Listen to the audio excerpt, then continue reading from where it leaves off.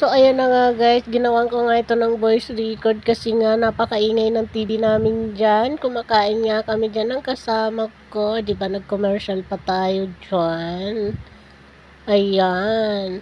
Word nga, nandito pa rin ako, lumalantak pa rin ako ng kanin dyan. Kumain din nga daw ako dyan ng kanin. Nga ako dyan ng banana, mais, kasaba cake, halo-halo nga yung kinain namin dyan. May noodles pa nga yan dyan na may saba. Tawanan nga ako ng kasama ko dyan dahil nga napakalamunera ko daw dyan. Sabi ko sa kanya, siyempre, patay gutom to eh. Ang title natin ay Patay Gutom, Kalamon. O diba, short yun. Nag-iingit-ingit pa nga ako dyan sa kasama ko. Nga akong ginawa dyan mga kalamon, kundi ko dyan yung sardinas na ma-spicy. Ko nga dyan yung mais daw at kasaba cake. Napakasarap kasi niyan. Inubos ko na kasi yung leftover namin dyan ng mga galing sa Bicol na pagkain. So, yun lang. Maraming salamat. Bye-bye mga kalaman and kapatay gutom. See you guys in buying. I love you so much and thank you very much.